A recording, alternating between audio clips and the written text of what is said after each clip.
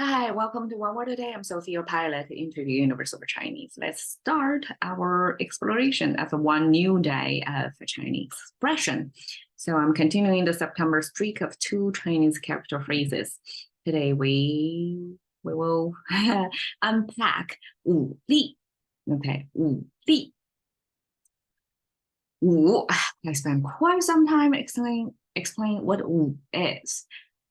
Yesterday, and let's repeat. Let me see if I can do it in a shorter time. So in essence, in short, 武 means stop violence.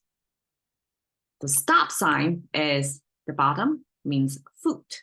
And in Chinese, foot symbol by itself, standing alone foot, means you're not walking, you're standing still. So that's stop.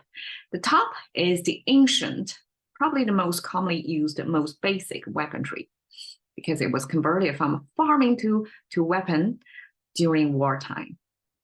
So I would imagine at the beginning of time, military was not a separate population that the government support.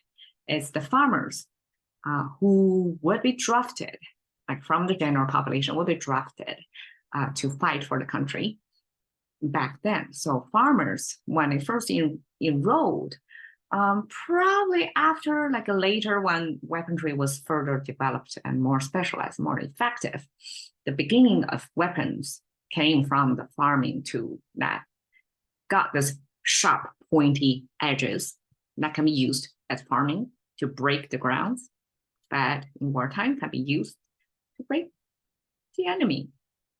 So it's a very good knowledge. It's like revealing to me that how Chinese passed the concept of martial. It means to stop the use of weaponry. Weaponry, this earliest weaponry, symbolize violence, symbolize wartime. To stop war is this what martial is about.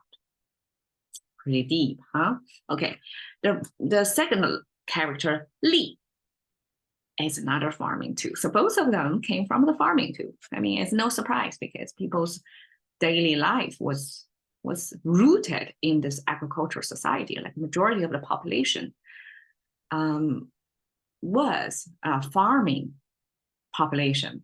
So farming tools were often, because it's widely seen and used and accepted, so it's easier for the language to survive when the icons it chose to use, to incorporate into the language came from the most commonly used tools in human lives, right? So this farming tool, to me, it looks like a plow or raking tool, got 3 sharp edges. And of course, just like the foot symbol, 3 toes to represent all 5 toes on a human foot. This raking sign use only 3 spiky spikes to represent the rake. It could came with, I don't know how many teeth, like 10, 12. I never take a look at a plow or rake. And then the top can be viewed as a handle or a connector for that tool to be connected to like a farm animal or some sort of muscle power for it to go through the soil, to loosen the soil for farming, right? So that most commonly used farming tool, because it's connected to muscle power, eventually means power. Okay, martial power, this stop violence power.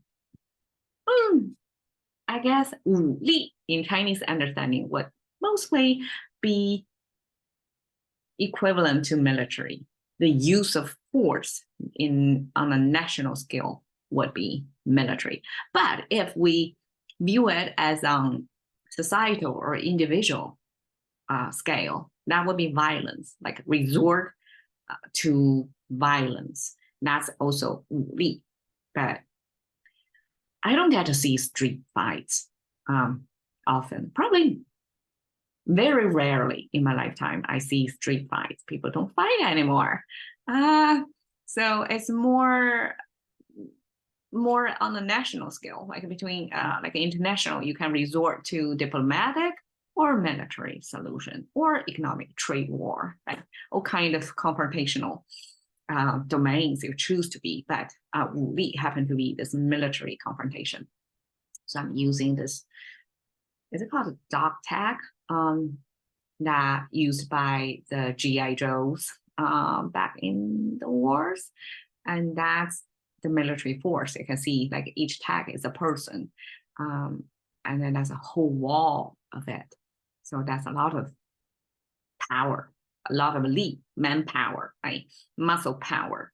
And that's equipped by the ability to stop war, the ability to fight so that the war can be stopped. So that's what's defined as military.